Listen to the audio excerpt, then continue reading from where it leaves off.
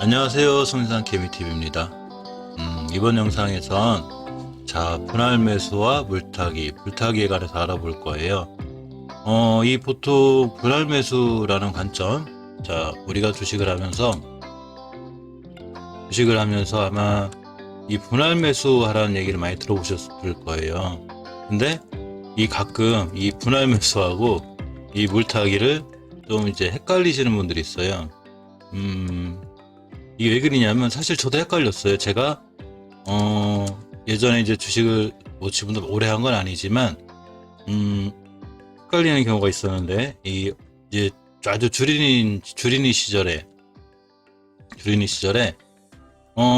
이 종목을 하나 사서 고점에 물렸는데 막상 밑에서 더 산다고 이제 기다렸다가 바로 사가지고 나 이거 지금 분할 매수하는 중인데 이렇게 얘기하게 됩니다.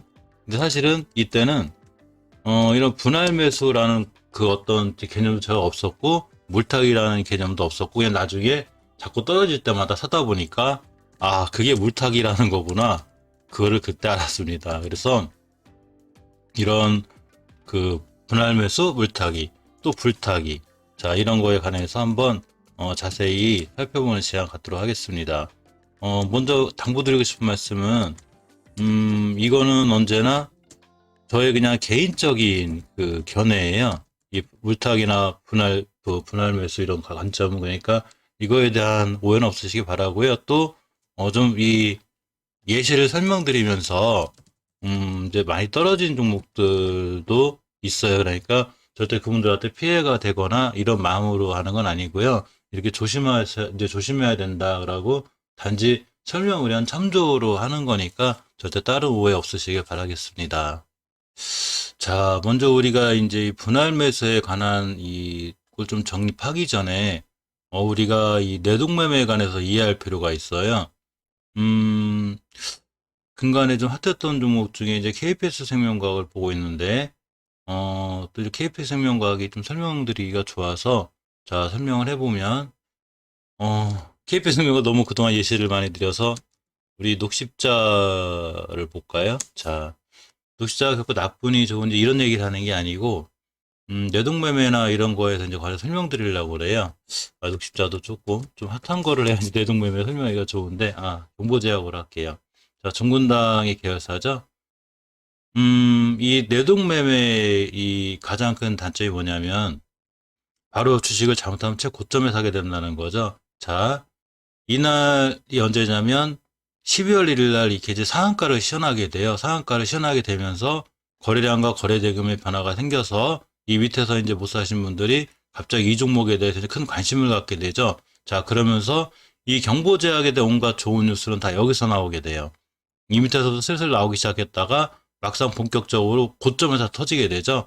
소문에 사서 뉴스에 팔으라는 이런 관점이 됩니다. 근데 누군가는 여기서 사셔서 여기서 팔았을 테고 또 누군가는 여기서 사서 여기서 팔았을 수도 있고 누군가는 여기서 샀을 수도 있습니다.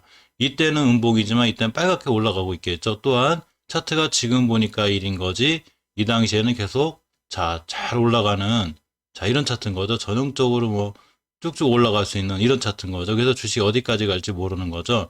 또 온갖 좋은 뉴스는 아마 이 전날 밤에 다 났을 거예요. 그러니까 딱 사서 이제 샀는데 요때까지는 괜찮은데 좀 더 가면은 여기서 이제 물리게 됩니다. 여기서 이제 문제는 손절을 하지 않고 이제 물타기라는 거죠. 물타기를 하는데 떨어질 때마다 합니다.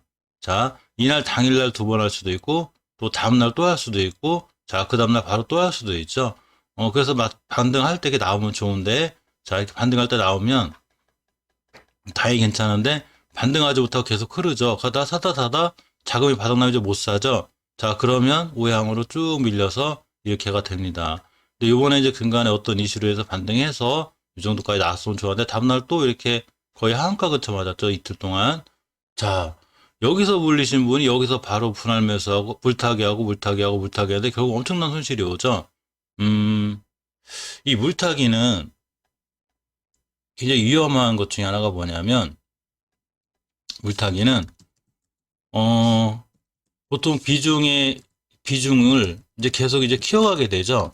자, 키워가게 되면 문제가 처음엔 약간의 손해를 볼 거를, 볼 거를 계속 비중을 키워가니까 비중이 커지면서 계속 손해가 커지는 거예요.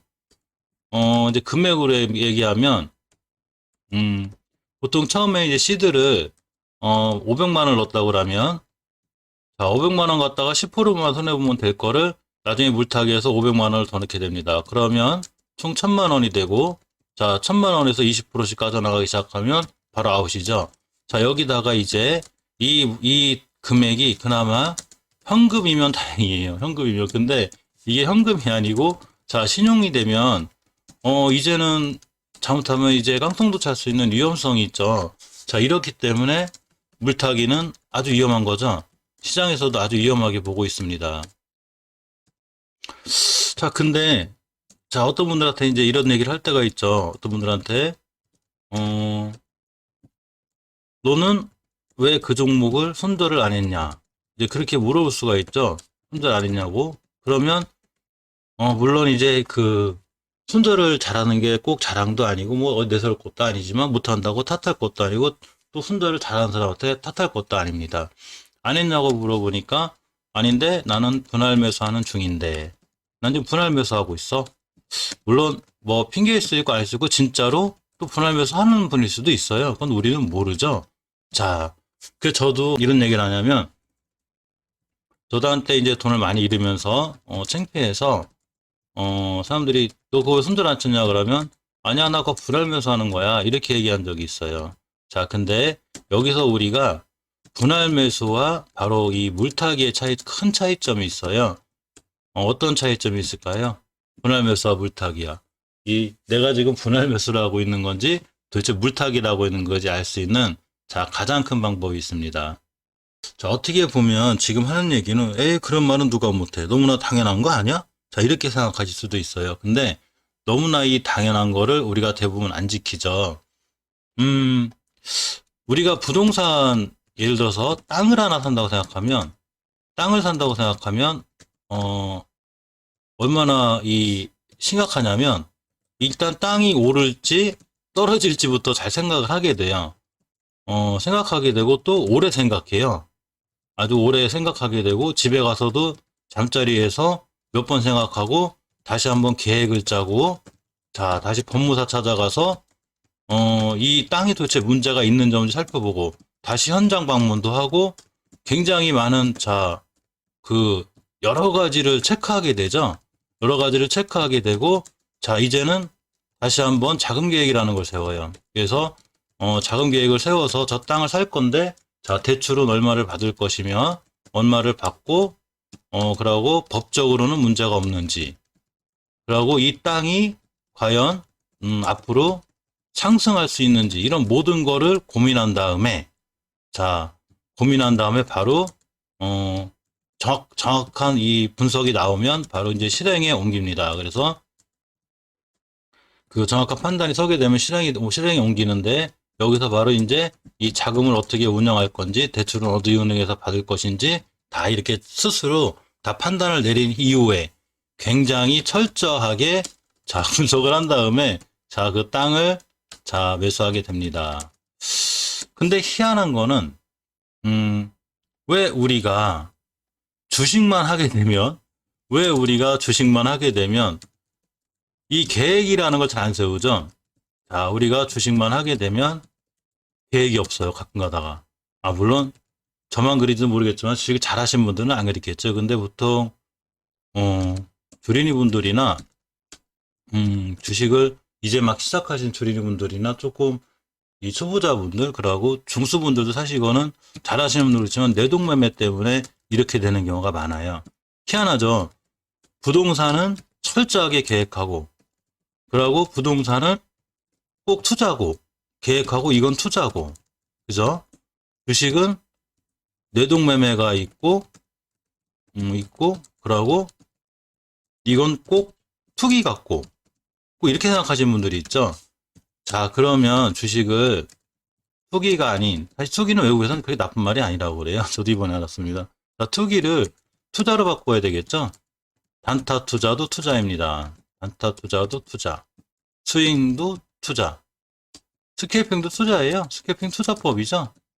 뭐, 가끔 가다가 이제 이 주식을 노름하고 싶다는 사람이 있는데, 이 가장 큰 차이가, 이 물타기와 이 분할 매수의 가장 큰 차이는 바로 계획에 있어요. 계획. 내가 이 주식을 매입을 하면서 어떠한 계획을 갖고 매입을 하느냐에 따라서 내가 지금 물타기를 하고 있는 건지 이게 결정이 돼요. 그러니까 부동산 살 때만 그렇게 철두철미하게 계획을 짜는 게 아니고 주식을 살 때도 역시 철두철미하게 계획을 짜야 돼요. 근데 단타단기 잘 하시는 초고수분들 있죠. 이분들은 못 하시는 게 아니에요. 이분들이 얼마나 잘 하시는 분들이냐면 그 아주 짧은 순간에 많은 판단을 하죠. 많은 판단을 하고 벌써 그 짧은 순간에 많은 계획이 아마 머릿속에 서 있을 거예요. 그래서 이 계획대로 어디가 오면 딱 칼같이 손절하겠다. 왜? 계획대로 안 되니까요. 칼같이 손절하겠다. 이렇게가 되죠. 그러고 어디가 오면 한 번 더 주식을 매수해서 기다려보고 이게 아니다 싶으면 그때도 손절하겠다. 이게 분할 매수죠. 이게 왜 중요하냐면 이 주식시장이라는 곳은 정말로 한순간에 우리의 자산을 다 뺏어갈 수도 있어요. 정말로 무서운 곳이 주식시장입니다. 정말로 무섭죠. 저는 지금도 이 시장이 무서워요. 그래서 항상 겸손해야 되고 시장에 조심해서 접근해야 돼요. 만약에 이 경보제약이라는 종목의 월봉 차트를 보고 있는데, 이 순간을 말고 이 앞의 순간을 볼게요. 이게 상장을 해서 이 고점에서 만약에 주식을 샀는데, 물타기를 해서 물렸습니다. 난 장기 투자할 거야, 이 종목 가지고. 그럼 어디까지 떨어질까요? 고점인 37,000원짜리가 4,500원. 거의 10분의 1 토막 났죠? 난 장기 투자인데, 여기 언제 갈지도 몰라요. 이때가 15년도인데 21년, 6년 지나도 못 갔죠? 한 10년만 더 기다리면 돼요. 난 장기 투자야. 10년 동안 장기 투자해가지고 제자리도 못 왔습니다. 이렇게 무서운 거예요, 주식이. 그래서 이제 다음 영상에도 제가 시간이 되면 손절에 대해 설명드릴 거고, 왜 계획이라는 게 중요하냐면, 이 물타기와 그 분할 매수의 가장 큰 차이는 바로 계획에 있어요. 계획을 어떻게 짜야 되는 거냐면, 바로 내가 어느 시점에 종목을 손절할 것인가를 정해놓고 시작을 하셔야 돼요. 즉, 매수를 시작해서 어느 시점까지는 분할 매수를 하고, 그러고 어느 시점을 깨면 반드시 손절을 진행하겠다. 그래서 이렇게 계획을 갖고, 즉, 계획에 이 초점이 있는 거죠. 시장에서 돈을 잃지 않기 위해서 철저하게 계획을 짜야 되는 거죠. 또 하나의 계획은 손절이라고 치면, 또 하나의 이 계획은 바로 자금 계획이에요. 이 자금 계획이 엄청 중요해요. 그래서 보통 이제 세계적인 이 대가들이, 가장 강조하는 강조하는 두 가지가 뭐냐면, 바로 손절과 자금 계획입니다. 분할 매수의 이 개념을 이해하기 위해서는 반드시 이 자금 계획을 이해하셔야 돼요. 제가 예를 들어서 삼성전자를 나쁘게 보는 사람은 없죠. 우리나라의 삼성전자 주식을 엄청 핫하고 좋습니다. 물론 지금 지수가 무너지는 바람에 조정을 받고 있긴 하지만, 이 자금 계획을 짤 때 삼성전자라는 주식을 제가 만약에 앞으로 적금 대신 3년을 모으기로 했습니다. 그리고 제가 매달 받는 연봉이 얼마가 나와 있을 거예요. 그러면 그 연봉, 그러니까 연봉도 있고 월급도 있겠죠. 연봉을, 연봉이 됐든 월급이 됐든 난 한 달에 내 월급의 몇 프로를 항상 일정하게 삼성전자 주식을 5년간 매입하겠다. 이렇게 계획을 짜서 5년간 밀어붙였을 때 한 달에 한 번씩 죄송합니다. 감기가 잔뜩 걸려 잘 안 나요. 한 달에 한 번씩 계획을 갖고 매수를 하는 거죠. 근데 아까 말씀드렸던 손절 계획, 이 손절 계획이라는 게 사실 삼성전자에서도 필요하겠죠. 그렇지만 삼성전자라는 기업을 잘 연구해 보면, 우리나라의 이 대표 기업이죠. 물론 우리나라의 대표 기업이라고 해서 뭐 주가가 항상 엄청나게 크게 올라간다거나 또 이런 건 아닌 것도 맞아요. 자, 그래서 기본적인 분석하고 기술적인 분석을 같이 해야 되는데 이건 어쨌거나 제가 나중에 한번 설명해 드릴게요. 근데 이 삼성전자가 추세는 우상향으로 계속 잘 유지하고 있는 거죠.